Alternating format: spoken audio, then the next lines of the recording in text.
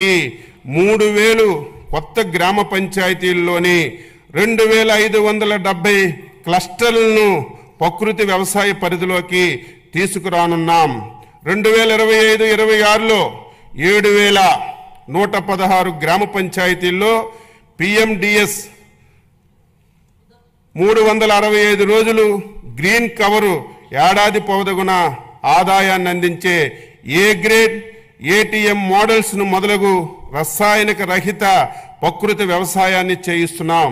Certification మరియు traceability అమలు చేయడానికి చర్యలు తీసుకుంటున్నాం.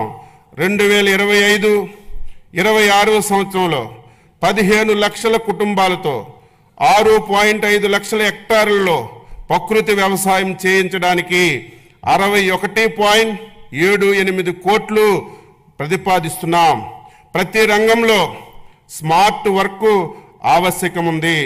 అలాగే వ్యవసాయం రైతు భారం కాకుండా లాభసాటి కావడానికి వ్యవసాయ యాంత్రీకరణ అవసరం. రైతుల కోరిక మేరకు 2024-25 సంవత్సరంలో 50% రాయితీపై 70 కోట్లు 80,000 రాయితీ నిధులతో చిన్న సన్నకారు రైతులకు వ్యవసాయ యంత్రాలు పరికరాలు అందిస్తున్నాం. 2025-26 సంవత్సరంలో కూడా ఈ కార్యక్రమం కొనసాగించడానికి 139.65 కోట్లు ప్రతిపాదిస్తున్నాం. 2024-25లో 70 కోట్ల నిధులతో 80% రాయితీపై 875 కిసాన్ డ్రోన్ వ్యవసాయ యాంత్రీకరణ కేంద్రాలు ఏర్పాటు చేస్తున్నాం. 2025-26లో 1000 డ్రోన్లతో కూడిన వ్యవసాయ యాంత్రీకరణ కేంద్రాలను ఏర్పాటుకు 80 కోట్ల రాయితీతో నిధులు ప్రణాళికలో రూపొందిస్తున్నాం. 2025-26 బడ్జెట్లో వ్యవసాయ యాంత్రీకరణకి 219.65 కోట్లు ప్రతిపాదిస్తున్నాం. రైతులకు సాంకేతికంగా మేలైన యాజమాన్య పద్ధతులను చేపట్టడానికి స్మార్ట్ అగ్రికల్చరల్ మరియు ప్రెసిషన్ అగ్రికల్చర్ విధానాలు తీసుకురావడానికి రాష్ట్ర ప్రభుత్వం తగు చర్యలు తీసుకుంటుంది. ఫార్మర్ రిజిస్ట్రీ ద్వారా రాష్ట్రంలో భూమి కలిగి ఉన్న ప్రతి రైతుకి ప్రత్యేక గుర్తింపు సంఖ్యనిస్తున్నాం. ఈ గుర్తింపు సంఖ్య ఆధారంగా ప్రభుత్వ పథకాలను రైతులకు సులభతరంగా అందించడానికి వీలు కలుగుతుంది.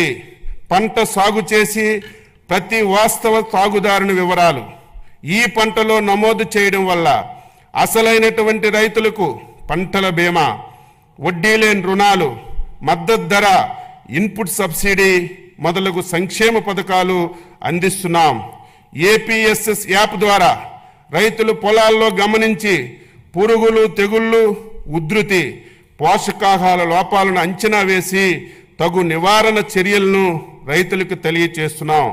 అర్హులైన కౌలు రైతులను గుర్తించి వారి కౌలు హక్కు కార్డులను జారీ చేసి సులభతరంగా పంట రుణాలు, ప్రభుత్వ సంక్షేమ పథకాల లబ్ధి అందించేందుకు కొత్త కౌలు చట్టం తీసుకురావడానికి చర్యలు తీసుకుంటున్నాం.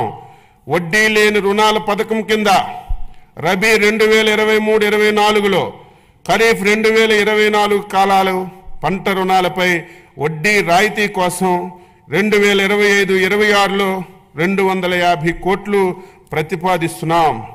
సూపర్ 6లో భాగంగా అన్నదాత సుఖీభవ PM కిసాన్ పథకంలో రైతులకు రాష్ట్ర ప్రభుత్వ సాయం 14,000, కేంద్ర ప్రభుత్వ సాయం 6,000తో కలిసి సంవత్సరానికి 20,000 చొప్పున సాగు చేసే భూ యజమానులకు అందించడం జరుగుతుంది. అంతేకాక భూమి లేని కౌలు రైతులకు మొత్తం 20,000 ఆర్థిక సహాయం పూర్తిగా రాష్ట్ర ప్రభుత్వ నిధుల నుంచి ఇవ్వడం జరుగుతుంది. అన్నదాత సుఖీభవ PM కిసాన్ పథకం అమలుకు 2025-26 సంవత్సరం బడ్జెట్లో 9,400 కోట్లు ప్రతిపాదిస్తున్నాము. ఖరీఫ్ 2024లో ఈ పంట డేటా ఆధారంగా పంటల బీమా అమలు చేయగా 2024-25 రబీ పంట కాలం నుంచి స్వచ్ఛంద నమోదు విధానాన్ని పునరుద్ధరించి తక్కువ ప్రీమియంతో రైతులు బీమాలో చేరే అవకాశం కల్పించాం. ఖరీఫ్ 2024లో 22 పంటలు, రబీ 24-25లో 15 పంటలు నోటిఫై చేయబడ్డాయి. 2024-25లో రబీ నుంచి మామిడి పంటను వాతావరణ ఆధార పంటగా చేర్చాం. ఈ పథకం అమలు కోసం 2025-26 సంవత్సరంలో 1023 కోట్లు బడ్జెట్లో ప్రతిపాదిస్తున్నాం. 2024 ఆగస్టు సెప్టెంబర్ నెలలో సంభవించినటువంటి భారీ వర్షాలు, వరదల వల్ల జరిగిన వ్యవసాయ పంట నష్టాలను ఈ పంట వెబ్ పోర్టల్ ద్వారా రియల్ టైం డేటా ఆధారంగా అంచనా వేయడం జరిగింది.